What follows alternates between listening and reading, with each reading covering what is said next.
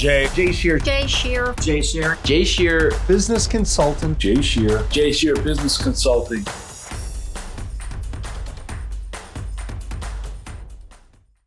Hi, everybody. I'm Jay Shear with Jay Shear Business Consulting. We build solid foundations for service-based businesses to grow and scale and achieve the results and success they deserve. And you've joined Business Minds Coffee Chat. Napoleon Hill said, if you give up before your goal has been reached, you are a quitter. A quitter never wins, and a winner never quits. Well, on today's episode, we talk about going after your dreams and never giving up, exposing ourselves to our deepest fears, gaining confidence and finding your voice, building a brand and story, and more. Our guest is a wife and mother of two, a 3-time Emmy Award-winning TV personality who landed her first TV show at age 14. She's an international best-selling author, an influential speaker, entrepreneur, spokesmodel, and was crowned Mrs. Virginia American 2020. She's been featured on The Steve Harvey Show, Fox, ABC, NBC, CBS, and countless radio, print, and local TV platforms. Please welcome the founder and president of Media Mastery Now and a woman who lives the mantra, attitude is everything, Dhomonique Murphy. Dhomonique, it is so great to see you. Thank you very much for being here today. Jay, I'll pay you for that intro when we finish. My goodness, it is such an honor to be here with you. I'm so privileged. Thank you for the opportunity. Well, thank you, and I'm grateful for you, and I'm thrilled about us having some time today and creating this space to have this kind of conversation. So let's jump right in. I thought a starting point for us could be for you to share with us a few words to describe yourself. Ooh, that's great, right? So oftentimes when we ask people to describe themselves, they list things off of a resume. So I'm going to not do that. Who is Dhomonique really? I am a student. I like to define myself as a lifelong learner. I am a thirsty learner. I love to soak up knowledge. I've always said I'll never have it all figured out, and I pray to God, but if I see age 80 or beyond, that I'm still learning every single day. When I was pregnant, Jay, with my first child, I was at a grocery store, and this woman came up to me, a complete stranger, and she said, "Congratulations." I said, "Thank you." And she looked at me, and it was the strangest yet softest look. And she said, "Your child will become your greatest teacher." And I smiled and I said, okay. I didn't really know what that meant. And fast forward a year after he was born, I was like, that woman was right. So as students, our teachers come in all walks of life, all sizes and ages and mindsets. And for me, my children have been my greatest teacher, bar none, but I have so many mentors out there. I'm always learning, whether the person is younger than me, older than me, you name it, I'm always learning. So I define myself as a student. I love that. That's such a great word to describe you, and also to apply that to our children being such incredible teachers, right? And us as parents and those in the community to always be open to learning, no matter where the opportunities come from, no matter where the lessons come from, always soak in the knowledge. Always. So I think that's fantastic. So I'm curious, if we were to go back in time, I'd love to hear from you some of the experiences that you had in your youth that shaped who you are today and the type of work that you do today. Oh, that's a great question. How deep should we go? Well, let's go deep enough where it gives us some context, because you've got a great story that it's a deep story, right? And we're going to unpack some of that, but I really want you to highlight some of those things from your youth that really do point to who you are today, what shaped you, some of the conversations you had, and you talked about mentors. We're going to talk a bit more about that in the conversation, but I'm going to let you go and let's see what we come up with. I love it. So who was Little Dominique? Well, gosh, I love that this is so transparent, Jay. I love what you produce. Little Dominique was a young girl who was scared to death of rejection. Little Dominique was somebody who was very fake. And I speak about this often. I was what you would call the representative. I would become something that was not me because I thought it would make me more likable, more lovable, more whatever. So I became something that was not who I am today. And I remember simple questions like, tell me, what is your favorite food? I would not be able to answer that because I was so used to picking the food that you wanted to eat. And I'm like, well, let's go get whatever you want. You like Mexican? Great. So do I. And I lost my voice in the process. So Dominique was somebody as a young girl who was trying to find herself, but out of fear became something that she thought other people wanted her to be. And over the years, this continued until I met somebody much younger than me, going back to our student teacher scenario off the top, who woke me up. And I'm happy to share the story with the audience here today. So I was working in television, been in TV, as you mentioned, for many years. And I love speaking to young girls. So I went to a group. It was a young girls event. There were probably about 20 girls at this event, ages 5 to about 14. And one of the girls there, she was about 12. She looked at me and she said, we want to play a game. I said, okay, let's play a game. Now I'm expecting something like Red Rover or Tag or I don't know, something like that, something we've all heard of to come out of her mouth. And she says, we want to play What Do We See When We Look at You? I said, huh? She goes, we want to play What Do We See When We Look at You? I said, I've never heard of this game before. How do you play What Do We See When We Look at You? She said, you're going to stand there, like I was standing in front of them, like the firing squad, and we are all going to say things we see when we look at you. I said, oh, okay. Yeah, we can play. Now inside, I was like a cat on a hot tin roof. Like, what are they going to say about me? Is this going to be awful? And so it started off with things such as, wow, you have really white teeth. You're really pretty. It must have come really easy for you. Things like that, right? You're so nice.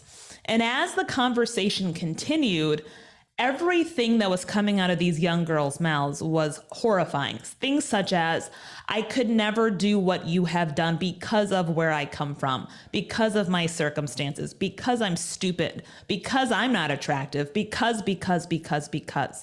And there were all of these excuses from these younger girls, children, as to why they could not be successful. And they believed the things they were telling me.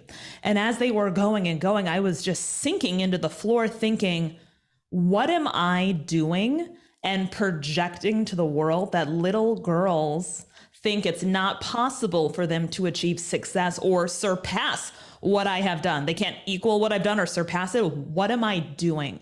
That is a massive disservice to the world because of the representative I was putting out. Everything was perfect and great and everything was so easy. And, you know, I would just blink and everything would just happen. And that little girl woke me up because I said, gosh, if little girls are watching me thinking that they can't achieve success because of what I'm projecting, I'm doing something really backwards. So that was my wake-up call, a 12-year-old girl. And I said, you know what? Starting today, I'm going to be Dominique. And you're either going to love it or you're not. And either way, that's okay. And as soon as I started being real with myself, which is where it starts, and real with everyone around me, what I found was the opposite. People didn't dislike me. they liked me more because they were like, wow, you're so real. You're so authentic. You have had setbacks. You've had your teeth kicked in 100 times like every entrepreneur. You've learned, you've grown. You're not this fake thing that's perfect, because nobody is. And so for me, that was one of my greatest teachers, bar none as well. Yeah. Wow, that's remarkable. What was the process like for you when that switch occurred and you had that interaction with the young girls, and you decided in that moment that became a catalyst for you to really show up as who you are, let your heart show? Yeah. What was the process like? Because you and I had an opportunity to have a conversation a little while back, and we talked about that armor that we wear. We talked about those masks that we wear, showing up a certain way because we think that that's what other people need from us. So the process of removing all of that so you could get down to who you truly are. Walk us through what some of that was like for you. Was there a challenge behind it? Was it just as simple as saying, okay, drawing a line in the sand, today is the day? I think in life, Jay, when you have a wake-up call, it causes you to do one of two things: either step up or step back every single time. Either you go, and you succumb to it, or you're like, you know what? Enough. And for me, I knew for years this wasn't right. I knew for years that I just felt like I was hiding myself. I knew for years that I wanted to express myself, but I was afraid. So when this little girl woke me up, I just jumped off the cliff. I'm like, let's go. I'm done. I'm done. And so it was just the rip the Band-Aid off moment for me. I was tired of being someone that I wasn't. And this even goes back into pageantry. I have a background in a lot of pageantry. And I remember when I was younger, same thing. I had coaches and dietitians and trainers and this and this. And when I competed for Miss Virginia USA, I remember I had so many people telling me who I needed to be, what I needed to look like, that number one, I lost so much weight. It did not look healthy. Okay, now I did not have an eating disorder. I want to make that very clear, but I had lost so much weight that I didn't even look like myself. I was listening to how I was supposed to answer question after question. And so this was also part of that journey where I'm like, I don't even know who I am. When you're asking me, how was my day? I'm like, how do I answer this to this person?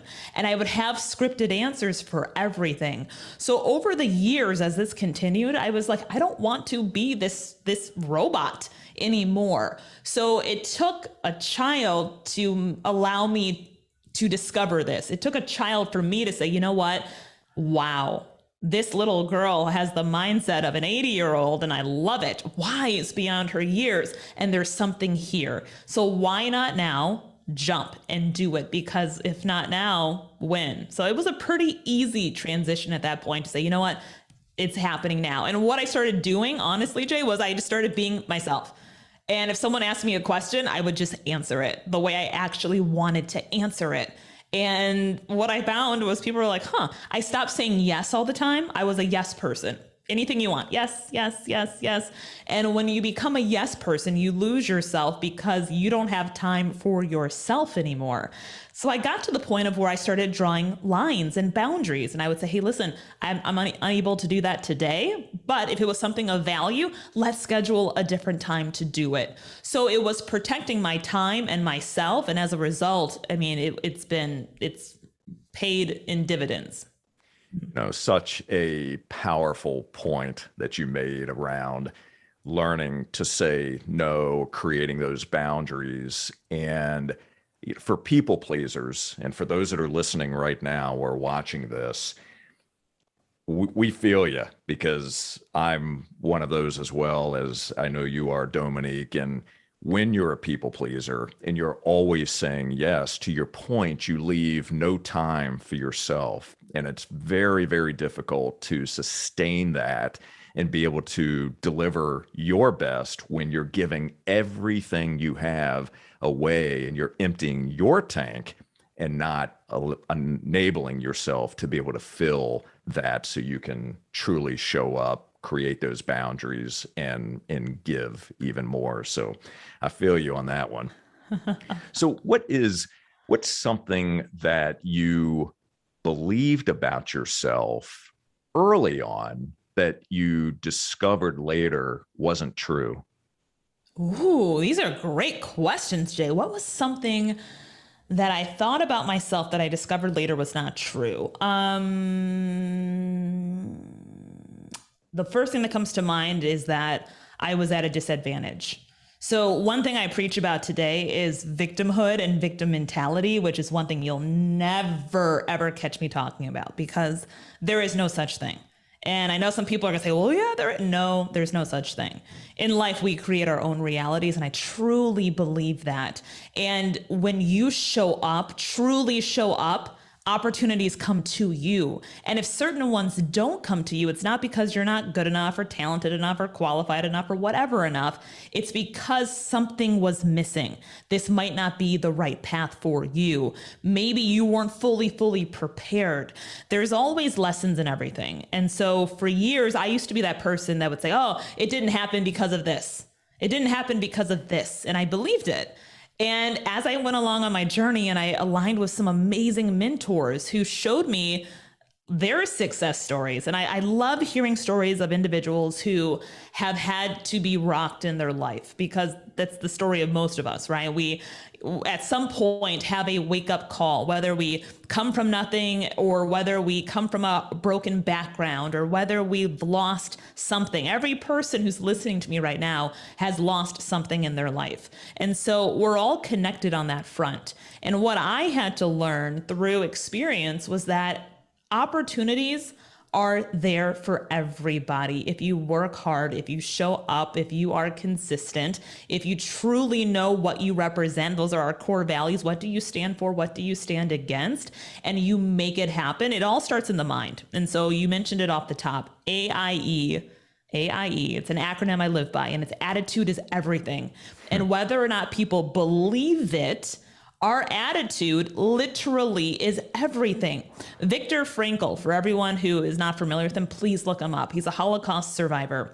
And he spoke about the mindset often. And he said the one thing that people have control over, whether or not they believe it, is what they choose to think, what they choose to believe. Now, this is an individual who, as I mentioned, is a Holocaust survivor. His family was taken away from him. Awful ending. I'm sure we can all read between the lines there. And even in these awful conditions, he said he chose to feel positive. He chose to feel in the worst condition any of us can even imagine. This man decided for himself that he was going to have the right attitude moving forward. If Viktor Frankl can have a positive attitude, every single person can have a positive attitude. It all starts with us. And a lot of times we think, oh, this person did it or that person did it. And what I call that is projection. It's playing small. The reason we do that is to protect ourselves. It's to justify things so that if something doesn't happen, we can say, oh, see, that's why it didn't happen. So for me, I had to stop playing small. I had to stop being a victim. I had to decide that my mindset was much more powerful than some hearsay, right? I'm like, what is the lesson here? How do I get better? A lot of people don't ask good questions. Something doesn't go their way and they shut down. The key is to open your eyes and say, okay, this didn't happen for a reason. Why? How do I get better? What am I missing? Because so often when things go wrong, people are doing this and opportunities are just going by, and they can't see it because they're so stuck in victimhood and victim mentality. So the key is rising above it, deciding what it is that you're going to do, understanding that your attitude, I promise you guys, is everything. So I can choose to feel good or I can choose to feel bad. I have that choice. Jay can say something to me and I could say, oh my gosh, I can't believe he said that. And it's going to ruin the rest of my month, let alone my year, my life. And I'm going to fester on that one thing he said. Or you can say that is someone's opinion. That's their opinion. I don't believe it. I don't accept that. I don't internalize that. And your attitude, it's everything. So it's a choice. And that's one thing for me I had to shift. It was my paradigm shift, if you will, that my mindset is everything and attitude truly is everything. Wow. Amazing. My friends, I hope you are listening very closely. Turn the volume up. Make sure that you're taking notes here because pure gold was just shared with you. And I want to make sure that you are catching every piece of this, the nuance, the words that are used, and how important the message is, because I could not agree with Dhomonique more on this point. This is an area that I've had to work on for years and continue to, right? It's a daily process, developing your mindset, staying in a positive mindset, surrounding yourself with others who can challenge you, who can motivate you, who can push you, where you can learn, where you continue to grow, right? That's what this is all about. And I'll just also share, since Dhomonique brought up Viktor Frankl, go out and buy a copy. Matter of fact, run to buy a copy of Man's Search for Meaning. I have it sitting right over here.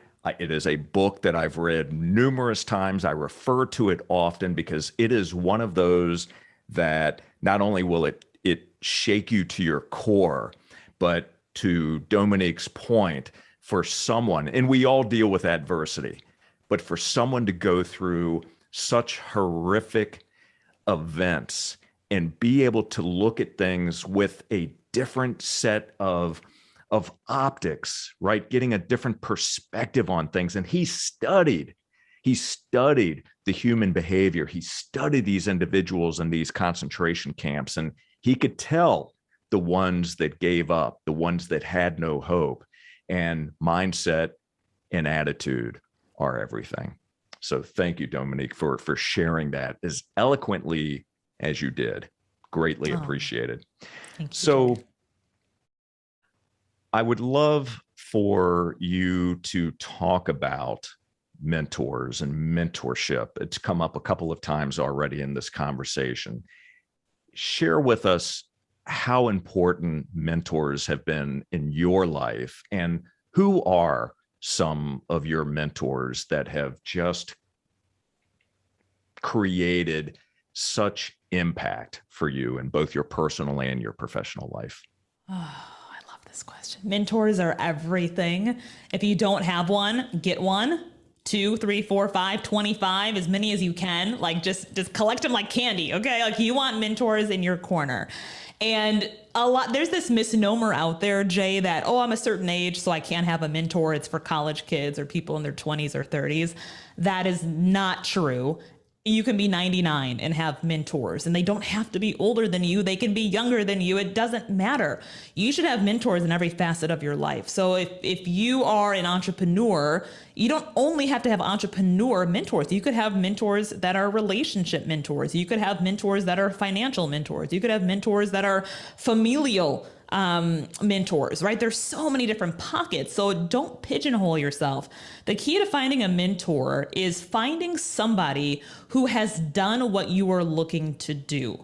Oftentimes, as we start this journey, we're seeking advice and knowledge from people who've never done it and who've never walked the walk. Right? There's this old like proverb where you wouldn't go to a bar and ask someone sitting next to you who clearly is losing his last dollar on some whiskey, hey, how do you become a successful entrepreneur and generate a lot of income?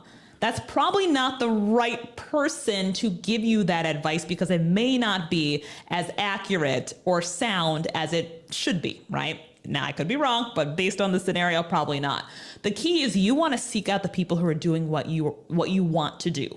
And those are your mentors. So for me, I'm a very analytical person. So I made a list. I said, who would I love to align with? Who are people who are just powerhouses in my own mind? And I started making a list. Lots of people, hundreds, this person, this person, this person, this person. And when you make a list for mentors, you have to ask yourself why. Why do they resonate with you? And I always recommend learning their stories. And so when I made a list, I decided not only did I want them to be my mentors, I was going to fly to all of them. They didn't know me. None of them knew my name. I was like, I'm going to find these people.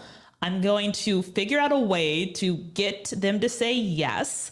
I'm going to fly to all of them. I'm going to go in their house and I'm going to spend half a day with them. And everyone said, really? Good luck. Everyone said that. They said, you're going to wait, what? Who's on this list? And I said, and I showed the list. I said, this is my list. And these are the people that I'm going to I'm going to have lunch with them and I'm going to be in their house for half a day. And no one believed it could happen. Now, this goes back to the last point we were talking about, which is belief. I don't care if your boyfriend, girlfriend, wife, husband, mom, dad, brother, sister, kids, dog, cat don't believe in you. If you believe in yourself, that is the only thing that matters. And I'll say it again, like nothing else matters than self-belief, because oftentimes we're looking for validation. Oh, well, if he says that it will happen, then okay, I can go for it. If she says it will happen, then I'll apply. I'll put myself out there. It doesn't start there. It starts from within. Do you believe you can do it? Or do you not believe that you can do it? And before I finish telling the story of the mentors, Jay, I want to tell your audience about my affirmations. So I have 2 affirmations that I live by, and they are on the bathroom mirror of my home. I look at them every morning and every night, and they're on bright pink index cards. I wrote them 15 years ago, and every time I move, I peel them off and I stick them on the bathroom mirror. And one is a quote by Charles Kettering, and it goes, "Act as though it were impossible to fail." And I look at that as a mantra of mine in life, because so often we're so afraid of failing. We're afraid of judgment. We're afraid of criticism. We're so afraid that it stops us in our tracks. But the reality is most people are also afraid of the same things. So in reality, people aren't thinking about you. They're thinking about their own insecurities.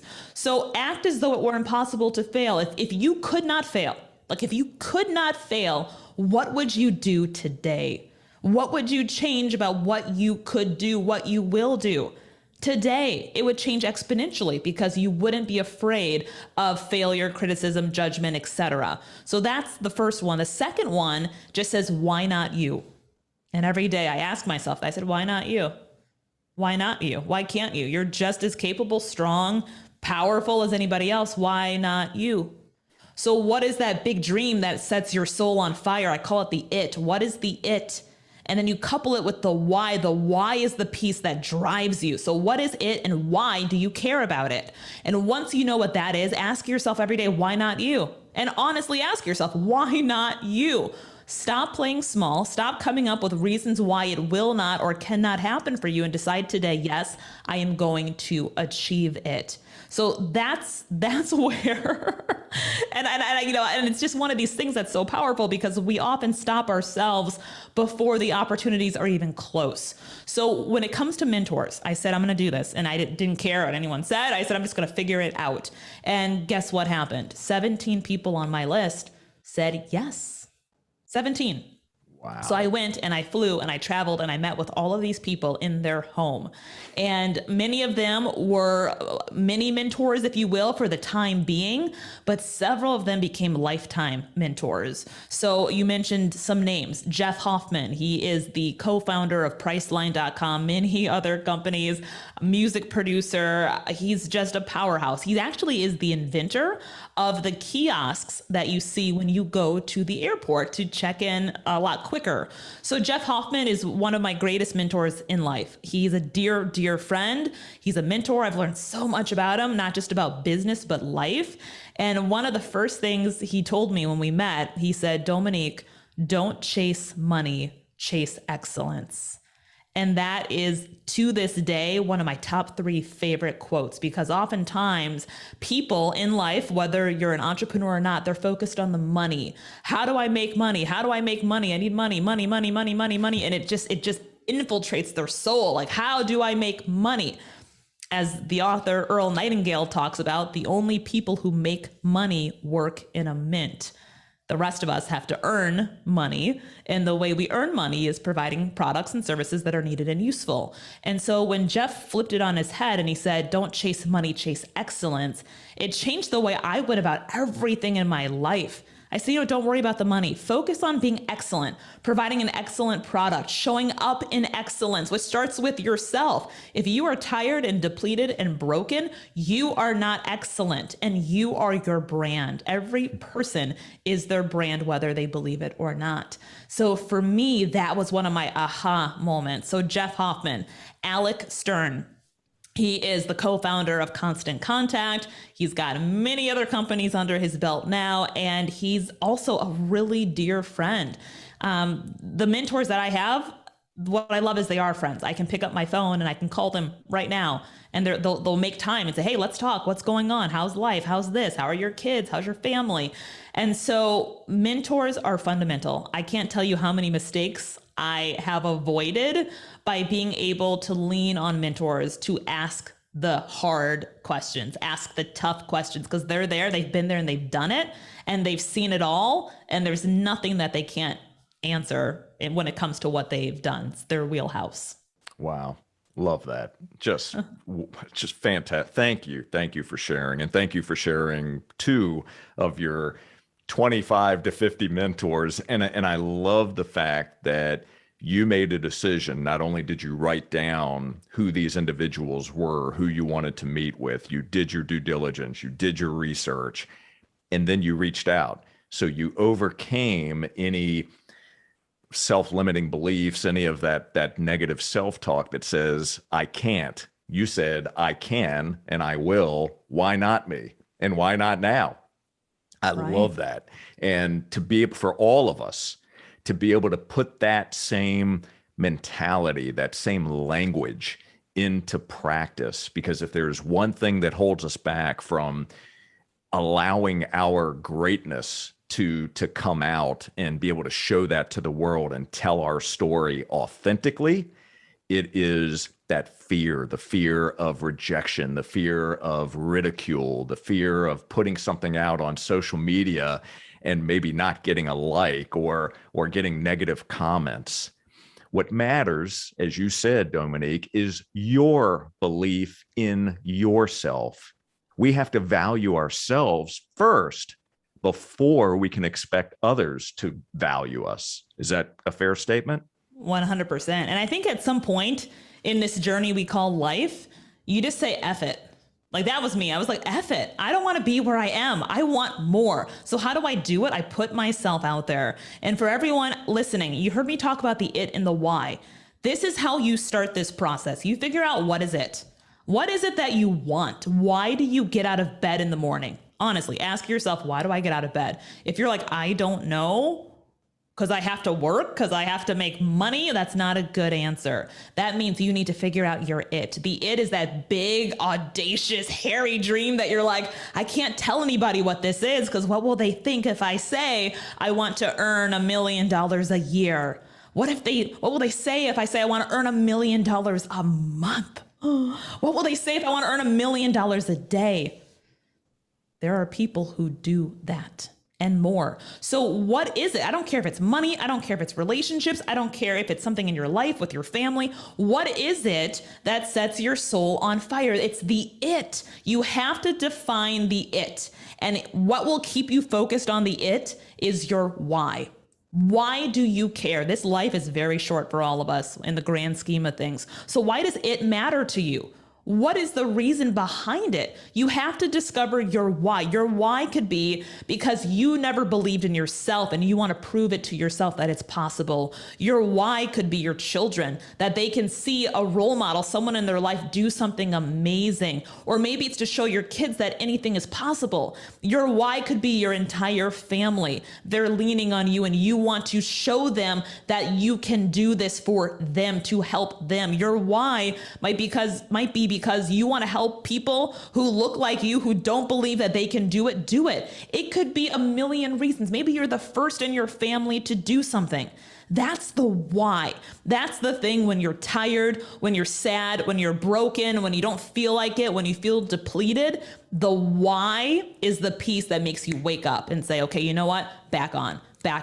And I encourage everyone, whatever your why is, and it doesn't matter. It could be something I didn't even say on this call. Whatever the why is, take a photo of it. It could be a quote. It doesn't matter. A picture, and make it the screensaver, your lock screensaver on your phone. My why is my family. And so whenever I have days, and trust me, I have days just like everybody else, because we are all human, where I'm like, oh, I can't be bothered. I don't want to deal with this.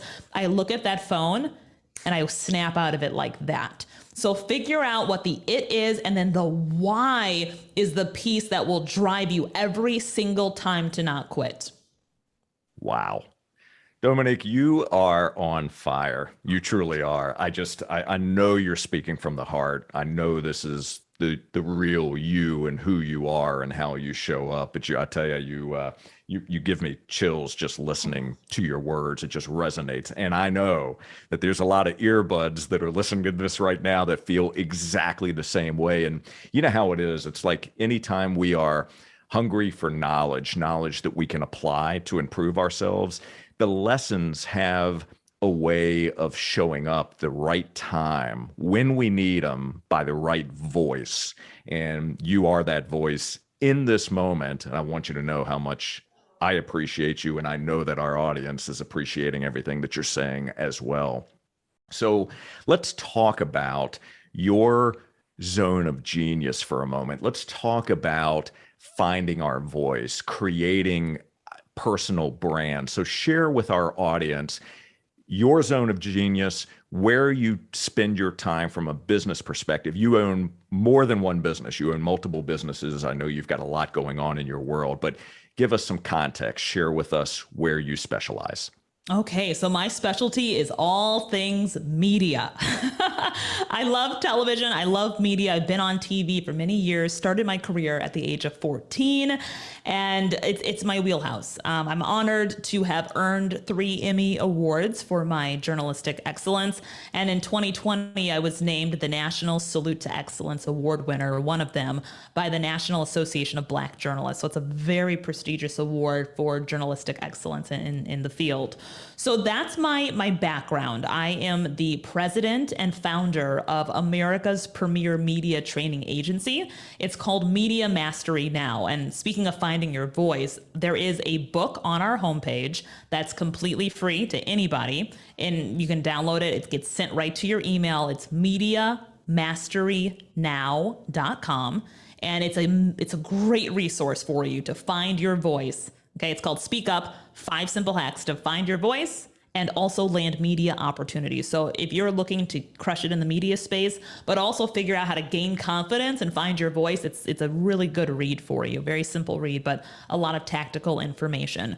So with Media Mastery, we work with entrepreneurs, with business leaders, and with thought leaders who are like, okay, I want to be an authority in my space.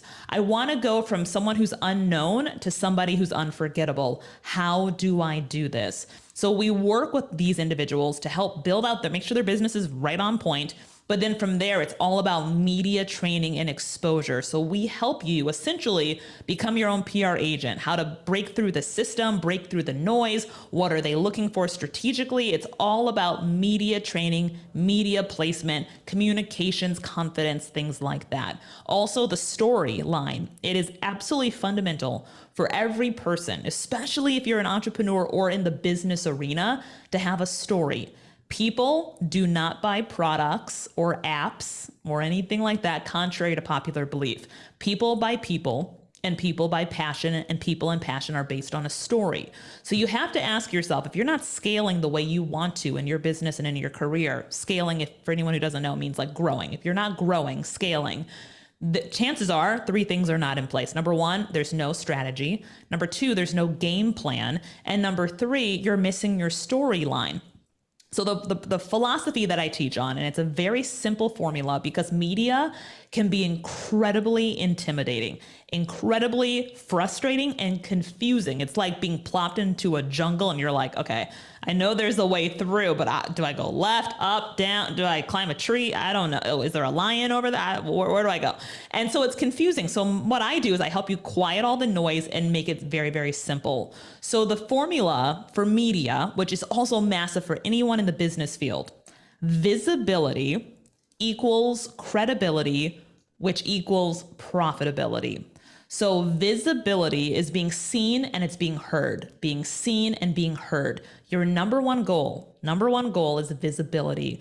Nothing will scale your business faster than by utilizing the power of the media to do it. So media is a beautiful thing, right? You do one interview, let's just say TV, because it's everybody's favorite. Let's say you do one television interview that lives forever because it gets pushed out onto a website. It now has international reach.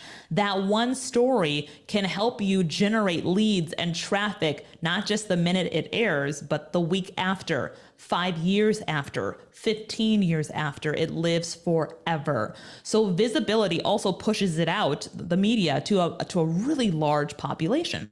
So when you do it the right way, strategically, and you align with outlets that have your target audience, that's the key, your target audience, you are now being positioned in front of a pool of tens to hundreds of thousands of people to millions of people in one story, one 60-second story that now can really generate massive results for you. So visibility, being seen, being heard, always leads to credibility. That credibility always leads to profitability. So let me give a real life example. Please. If I was to say to anyone listening, think of your favorite auto insurance company. I bet you thought of one like that. Whether you thought of Geico or Progressive or State Farm or Aflac or Farmers, it doesn't matter. You thought of a company in a split second. And I do not work for any of those. So I'm not sitting here marketing any auto insurance company to you, yet you thought of one in a split second. Why did you think of the company you thought of? The reason is visibility.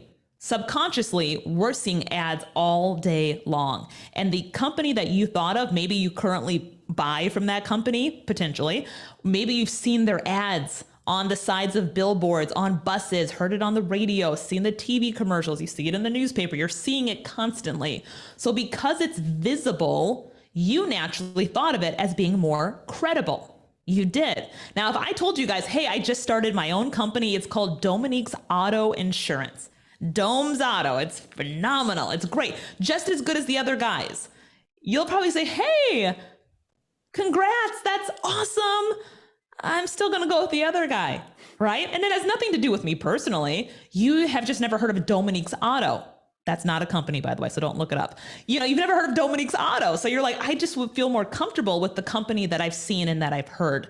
So the same is true for every business and every entrepreneur. Because you're more comfortable, you're going to put your money there. So when you're visible, you become more credible. That's the authority we were speaking about. And when you are in authority, when you're credible, people want to buy from you. So the profitability is at the end. It always comes in. So like Jeff Hoffman said, don't focus on the money. I want you guys to focus on visibility. How can I be seen? How can I be heard? Because every single time, inevitably, it leads to money every single time. So it's about putting yourself out there, having a story, having everything in place, a strategy, which very few people have. They're just throwing spaghetti at a wall and hoping something sticks, right? There's no strategy and there's no game plan.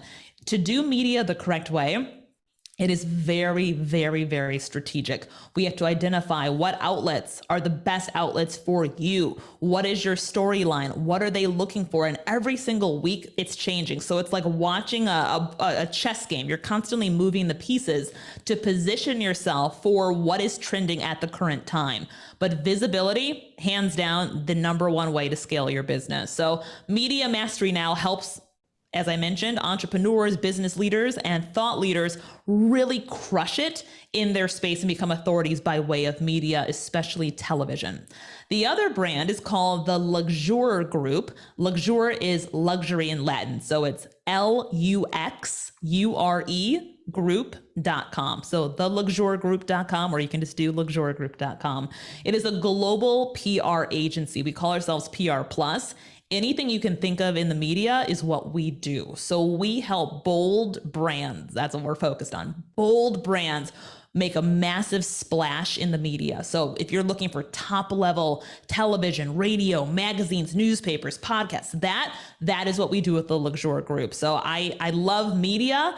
That is my wheelhouse. And whatever side of the aisle you fall on, like, hey, I want training, or hey, I just want you to do it all for me, have your team do it. Luxurer is growing and all the brands are growing, but Luxurer has a team of 34. So you will have a lot of support and access and resources. Media Mastery, we have a team of over 30. That's growing as well. Coaches, support. I have an inner circle where I work with you directly, and my team, my coaches, work with you to help you get from A to Z in the quickest way possible. Wow. Beautiful.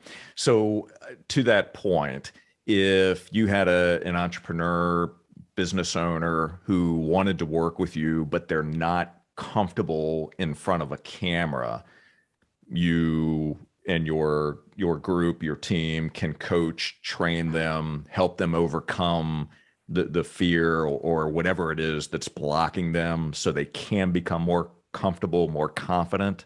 You better believe it. Exactly. Yep. We do that and more. So anything you can think of in media, whether you're level one and you're like, I am scared to death. I don't know what to say. Do I look over here? I don't know what to do with my hands, right? Like no matter where you are in this whole journey, we can help you. So yes, whether it's confidence, whether it's speaking, whether it's commanding a room. I do a whole training on how do you command a room, because when you walk into a stage, whether you walk into a boardroom, on a stage, in the media, we call it executive presence. When you are like a peacock, when you are loud, when you can command a room, people listen more. It converts better. So yes, we help with every single piece of the puzzle when it comes to media, confidence, speaking, storytelling, you name it. Yep. Outstanding. Now, for all of you that are watching and listening right now, I have personally seen Dhomonique in action. I have seen her command a room. From the moment that she walks in, the lights just get brighter. You can sense it. There's an energy about Dhomonique. You're already feeling it, right? You can feel it in her presence, in her voice, the way she articulates the words, the language, all of that. But let me tell you something. There's a lot that we can do virtually this way, right? There's a lot we can do with our voices, but when you are with someone, when you're in front of someone in a live one-on-one setting or in a one-to-many setting, Dhomonique lights it up. So there is definitely talent, there's experience, there's a gift, there's so much that you, Dhomonique, have honed over the years.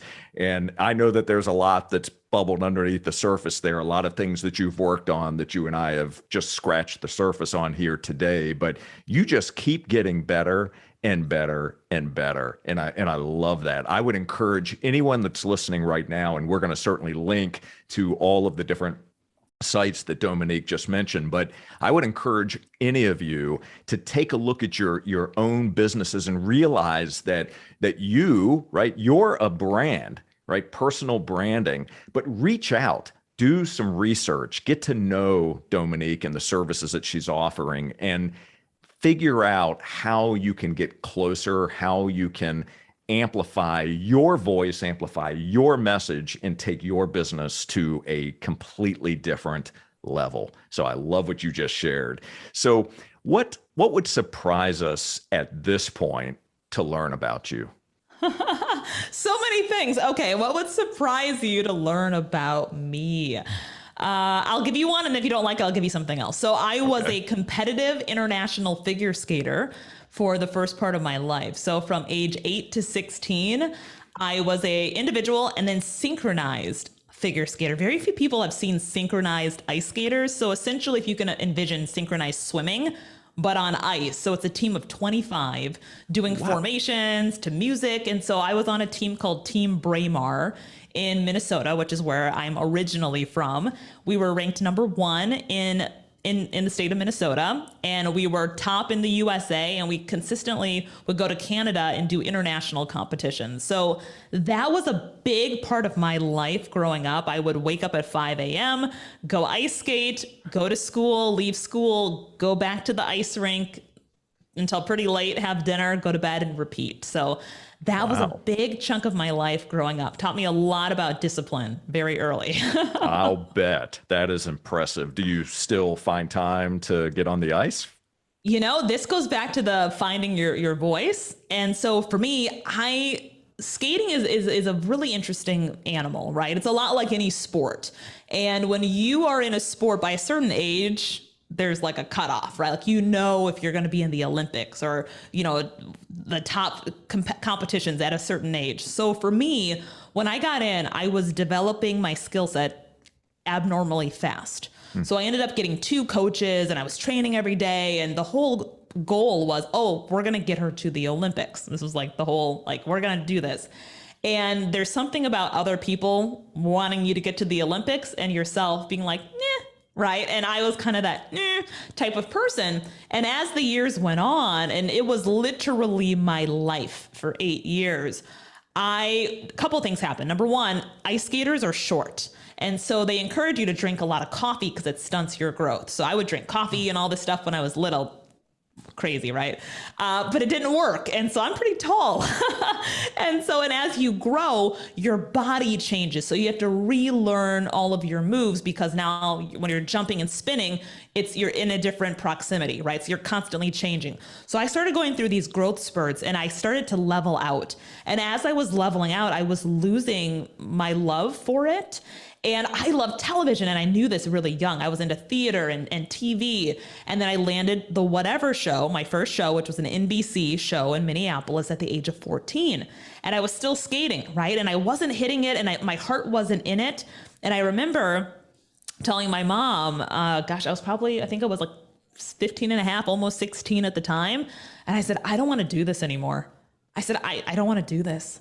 And I knew Olympics weren't there, but my heart wasn't in it. And my heart was in TV and media. I said, this is what I want to do. It makes me come alive. I'm like, do you see my face? I'm like, this is where my heart is. And so I was able to identify that at a very young age. So for me, that thing that made me come alive was television. I loved it. I loved media. So it was a natural progression for me to transition. The fun fact, people always ask, do you still ice skate? I have not been on ice skates. Literally, I have not been on skates since the age of 16. No kidding. Nope. I was so done with it that I was like, I am done. I am done. So I'll probably do it maybe this year or next year during the holidays with ice skates, right? Because but competitive, I have not stepped back on the ice. Nope. I love that. I always love to learn something different and something new about someone. I think that's awesome. Well, very good. So why don't you provide our audience a challenge? What would you challenge us to do? And this goes for me too. Ooh, wow. That's a great question.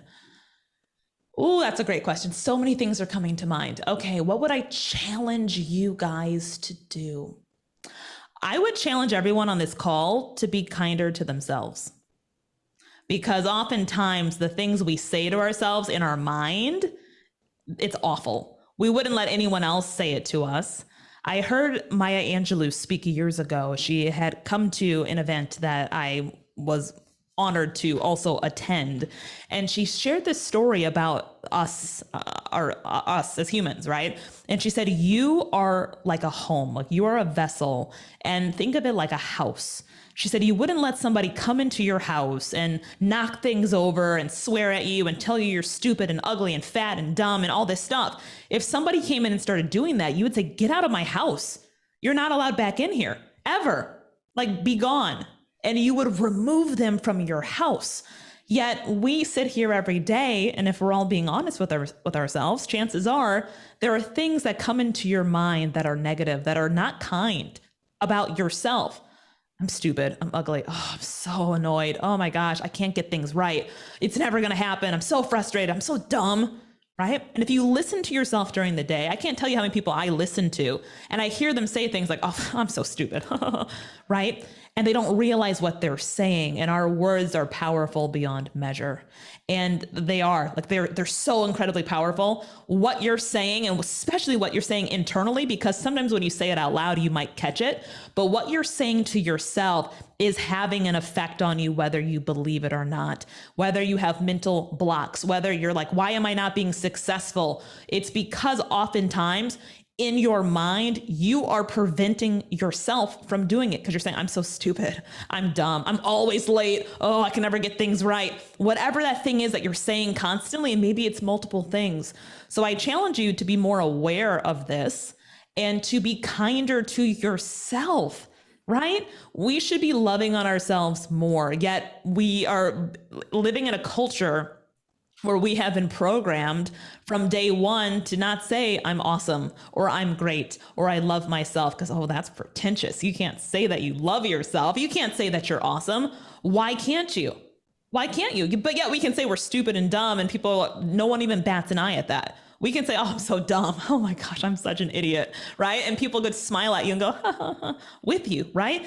That is a broken culture. You are amazing. You are beautiful. You are strong. You are capable. You are enough. You're not stupid. You're not broken. You're not ignorant. You're not dumb. You're not fat, right? It's changing the mindset and paying more attention to that. And I'll just leave you with this, Jay, because Earl Nightingale, I quoted him earlier. I love Earl Nightingale. There's a book called The Strangest Secret.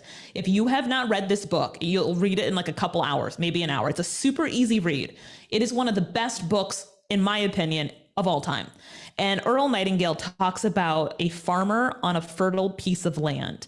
And he compares the mind, our minds, to this fertile piece of land. And there's a farmer and he's planting seeds. And the land does not care what you plant. You can plant seeds of negativity, doubt, blame, shame, justification, victimhood. You can plant that in your mind. Or you can plant seeds of positivity, of hope, of success, of love. It doesn't matter. Whatever you plant, the land is going to grow that in mass abundance, whether we believe it or not.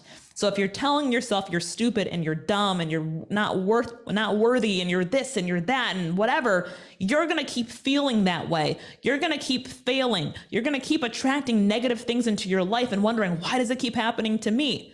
The key is your mindset. So start paying attention to what is coming into your mind every day. A lot of times we're like the hamster on a wheel, right? We're like, oh, I got to go to the grocery store. I got to pick up my kids. I got to all day long. And so it's allowing yourself to say, stop, quiet the noise, and be present with your mind, with your thoughts. And when those negative things come in, because they will, you have to have the mentality and the wherewithal to say, no, not today. Not having that. I'm not having that. I'm not stupid. I'm amazing. I'm great. And I got this, right? So that's what I encourage people to do, is to pay more attention to what's coming into their minds and start being kinder. Start treating yourself the way you deserve to be treated. If you're sitting here in this world saying, oh, the world's so tough and people have it against me and this and this and this, start treating yourself the way you would want to be treated. Because oftentimes, literally, if you find that people are negative to you and this and that, it's because you're also projecting that. It's like a magnet. If you're saying I'm ugly, I'm stupid, I'm dumb, and people are like, you're not good enough, you're fired, you're this, and you're like, why is all this happening? It's because you're manifesting it. So you have to start literally using positive words, positive themes. I am great. I am amazing. I'm going to have a terrific day. If I have a bad day, that's okay. I am human, but I'm going to choose, because again, it goes back to choice. I'm going to choose to think positively, not for anybody else, but for myself. Wow. All right, my friends, challenge accepted. I want to hear all of you saying the exact same thing, because it is time. It is time to change the language that we use. It's time to change the stories that we tell ourselves. It is time to start using more empowering words, more positivity in our lives. It will make a substantial difference. And I could not even come close to saying it as well as Dhomonique did. So thank you for that. And here is my final question to you. What is one of the greatest gifts that life has given you that you didn't expect? Oh, Jay for the win again. Okay, what? Oh, okay.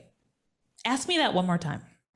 So what is one of the greatest gifts that life has given you that you didn't expect? Do you have time for a story? I have time if you have time. Please tell. I have plenty of time for you, Jay, always. Okay. Please. There's so many things. Like I said, I miss transparency these days, but a gift that life gave me that I wasn't expecting. Okay, so this is a story you're probably not going to expect out of me. I was working in television. I was a TV host in Cleveland, Ohio. And I finished my episode the same way I did every day. I said, thanks for watching. I'm Dhomonique. I'll see you back here tomorrow. Lights went off, studio lights went off. I grabbed my purse like I did every day, grabbed my phone, and I was walking out of the studio and I looked down at my phone and there was a message from my executive producer and it said, meet me upstairs now. I thought, whoa, okay, not hi, no emojis, just meet me upstairs now. Now, in the building that I worked in, Upstairs was where all of the managers were located and also human resources. So when you get called upstairs, it's never a good thing. So I'm like, okay. So I'm making my way up the stairs, the long walk up the stairs, and my mind is racing. I'm like, what did I do? What did I say? Did I say something on the air? What did I do? What did I do? What did I do? What did I do? What did I do? What did I do? And that gives, again, the hamster on a wheel. What did I do? What did I do? So I walk up to the top of the stairs, I turn the corner, and I walk into a conference room, and my entire team is sitting in the room. So I said, okay, good. Okay, everyone's here. Everyone's like smiling. Okay, this must be someone's retirement. This is awesome. Okay, we're good. So I sit down. I'm the last one in the door. Hey, everybody. And I sit down. I was the last one in, as I mentioned, because I had finished the show. And my news director was sitting directly in front of me. And he was talking to the side, and he looked at me, and his face completely changed. And he said, Dominique, that was your last show. You are no longer the host of that show. And the whole room was like, whoa, what? And I remember I just sat there, frozen. And he looked at me and he said, do you have any questions? And I said, yeah. Can I talk to you in private? He said, yes. So we proceeded into his office, and I'm beside myself at this point, literally just frozen, because I can't even conceptualize what I just heard. So I sit down, and I was so humiliated. I was like, oh my gosh, this happened in front of everybody. So I sit down in his office, and I look at him, and I ask the $1 million question. I said, do I still have a job? And he said, yes. I said, okay, what is my job? And he looked at me and he said, what do you want it to be? And I remember looking at him so confused. I was like, what I was hired for, but my assumption is that's off the table. So I don't know. He said, you have two options. He said, you can come back here tomorrow and be a reporter, which was a huge demotion for me. He said, or you can walk out that door and never come back. Either way, it's up to you. Just like that. And I remember I just sat there just staring at him, and I said, okay, thanks.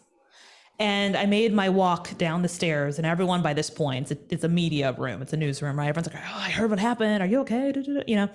And I just proceeded to my car, and I called my husband. I remember I got in and I just doubled over the steering wheel, and I was bawling my eyes. I couldn't even start the ignition. I was so broken. And I was like, babe, I don't know what just happened. I don't know what just happened. They took me off the show. I said, I don't know what I did. And I was beside me. I was bawling. I was so broken, Jay. I was so broken. I'm like, what did I do? What did I do? What did I do? And my husband said, babe, come home.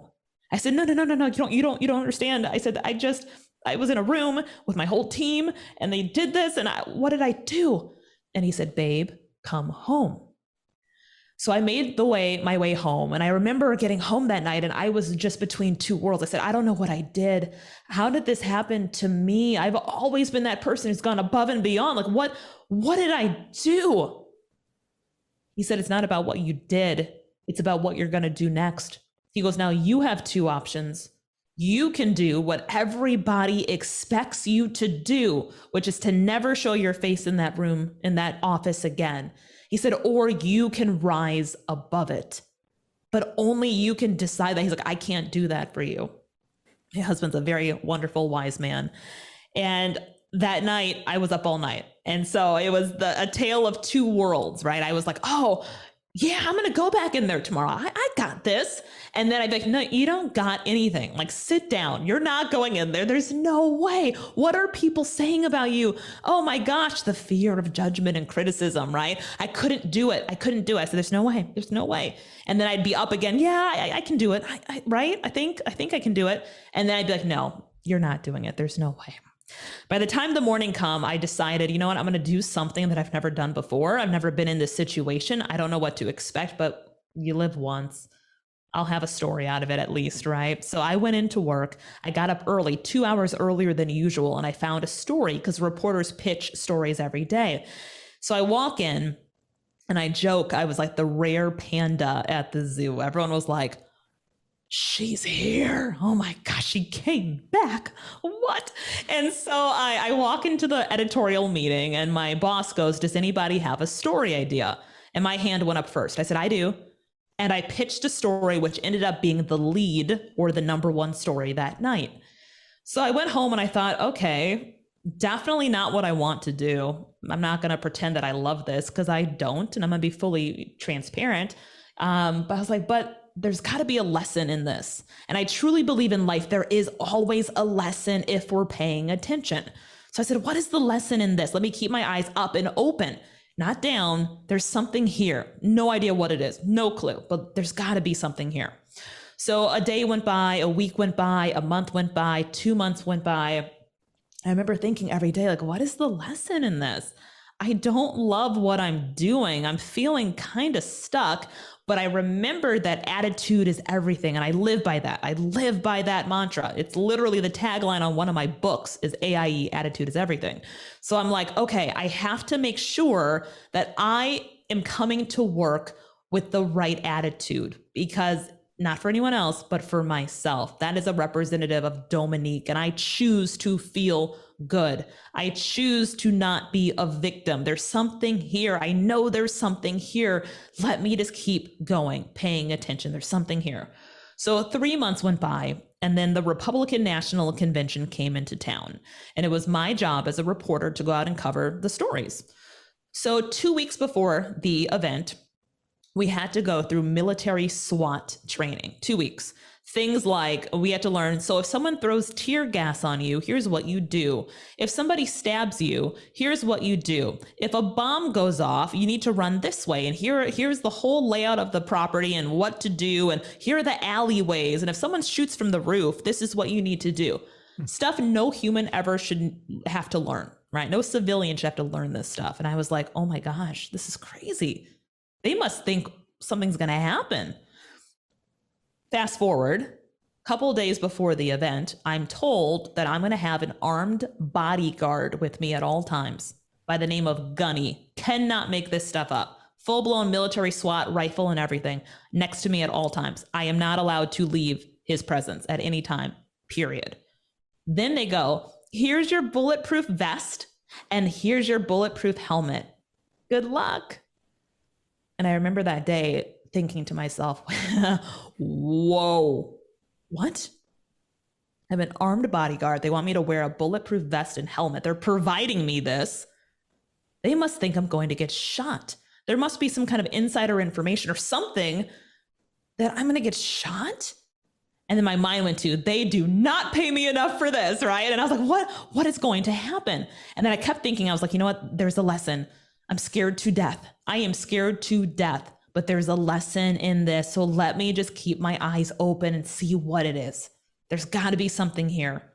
So I went into the protest day one. I did not get shot. Day 2, day 3, day 4, day 5, the last day, I was in the heart of the protest and this massive fight broke out literally right next to where I was standing. And the coverage got picked up all over the place.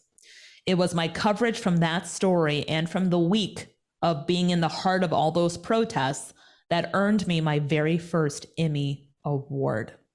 So what I perceived as one of the worst things that could have happened to me from a career standpoint, how did this happen? What? How did this happen? Turned out to be one of the best things for me from a career standpoint, because that first Emmy opened up so many doors. It led to not only 2, but 3 Emmys. It led to a National Salute to Excellence Award. It led to me getting tons of media opportunities. I've been on TV thousands of times. It has led to my next job after Cleveland, when all that ended, I became the #1 news anchor at the #1 station where I was working. Okay. So all of a sudden it started to just snowball. And what I thought was a negative ended up being a massive positive, because in life, a lot of times we find ourselves complacent.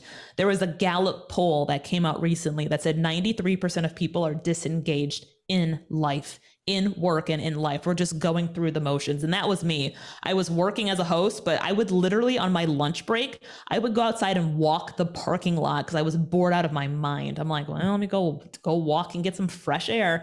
And I was like, what am I doing? Now I was scared. I never would have jumped. I needed to be pushed. And a lot of times in life, it's like you're on Broadway. If you can envision a stage and the curtains are closed and you're on Broadway and you're like, I can't go through the curtains. I'm not ready. I can't do it. And then someone pushes you through and you get out there and there's a huge audience and you're like, oh, it's showtime. And that is what happened in my case. I was pushed through a curtain and realized, okay, let's now deliver. And it ended up working in a really beautiful way. And so the lesson for that, I kept saying, what was the lesson? What was the lesson? The lesson for me and for anyone out there, a closed door is never, ever closed unless you say it is closed. There are so many ways around it. You can climb over a door. You can crawl under a door. You can walk around a door. You can kick a door down. A door is never closed. Ever, unless you say it is closed and own it. And so that was the lesson for me, that sometimes what we think is one of the worst things that could happen to us, the negatives. What's the lesson? You're not seeing it. It's not happening fast enough. Could be one of the greatest lessons in your life. But the way the story ends was, for years, I was still in victim mentality. I can't believe he did this to me, that news director. I can't believe he did that. He humiliated me. He did this. He did this. And it took 3 years for me to wake up and say, you know what? That man, although I didn't agree with the way it was delivered initially, never will. I said, he gave me one of the greatest gifts of my life. Because had he not done that, this never would have happened. I wouldn't be where I am right now had he not done that. So I wrote him a handwritten card and I said, dear so-and-so, I said, thank you for what you did. At the time, I did not appreciate it. I didn't understand it. I had no idea why. Still don't know why to this day, right? I said, because there was never a reason. It wasn't like you messed up on air or you said something negative. Nothing. They just decided to make a change. So no real reason. That's why it's a crazy story. I said, I want to thank you for what you did, because had you not done that, I would still be where I was, walking the parking lot during lunch, wondering what life could be like if I would jump. But I knew I never was going to jump. And so he actually wrote me back and he said, wow, you have me in tears right now. I never thought I'd ever hear from you again. I never thought I'd get a message like this, but your words mean so much to me. And so that is a story of something that I did not expect. I did not expect that massive demotion. I did not expect to be in that position that long. I did not expect it to turn out to be an Emmy win and skyrocket my career. I had no idea. But the key was two things: attitude. Keep your attitude right, not for anybody else, but for yourself. And number two, always keep your eyes up. When you feel sad, you feel broken, you want to look down, you want to say, poor me, that in that time more than ever, you have to be looking up and say, what is the lesson here? What is the lesson here? It took me over 3 months of every day being like, what am I doing? Keep your attitude right. What am I doing? Keep your attitude right. So when things feel bad, I encourage you to not look down, but rather look way up and say, okay, I know there's more for me. I know something great is coming out of this. Whether it's a day, a week, a year, 5 years, something is great and it's coming your way if your attitude is right and if you're paying attention. Wow. So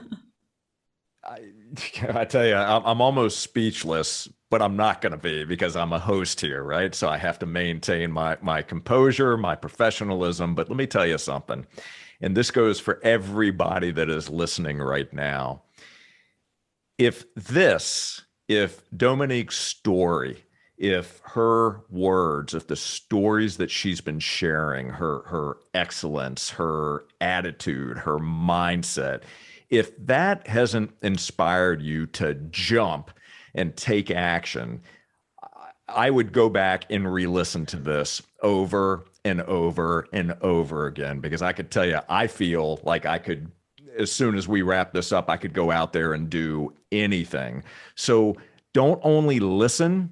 Listening is important, right? That's critically important, but act, apply the information, apply the knowledge that's been shared here, connect, understand, become part of Dhomonique's world, get to know who she is. You've heard enough here that hopefully attracts you and wants you to learn more. So we will definitely share links. Dhomonique, I want you to know how grateful I am. You've opened your heart. I feel you. I know you. And I just want you to know how much I appreciate it. Thank you for sharing of your knowledge, of your experience. Thank you for sharing your stories. Thank you for bringing your voice and your authority and your courage and your wisdom to Business Minds Coffee Chat. Jay, you're a superhuman. I just want to spotlight you. You are a person who's always spotlighting everybody else, but it's nice to be spotlit as well. And you have created such a beautiful space and platform. And I know your audience is just so grateful that you have curated something that's changing lives. And I don't know if you realize the power of what you're doing, because oftentimes we're in the motion and we don't necessarily think of the impact that we're having in people's lives around the world. And that's what you're doing. You're creating a space where people who are like, I'm struggling, I'm trying to figure this out, because most people are. And anyone who tells you they don't struggle is lying. So to create a space where people can come and feel included and feel important and feel heard and feel like they can get information to take them from A to Z in the quickest way possible is brilliant. So Jay, I commend you. I want to thank you for your time today, for allowing me to grace your show. This is just so phenomenal. And I'm just honored to call you a friend. Well, as am I. Thank you. And for all of you, thank you so very much for watching. Thank you for listening. And would you do us a favor?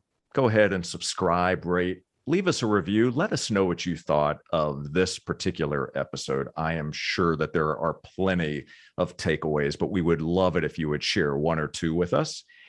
And to enjoy more episodes and to learn how Jay Shear Business Consulting can help your business, all you need to do is visit jayshearbusinessconsulting.com. And until next time, keep learning, keep growing, connect with Dhomonique, and we will see you on the next Business Minds Coffee Chat. Take care. Jay Shear. Jay Shear. Jay Shear. Jay Shear Business Consultant. Jay Shear Business Consulting.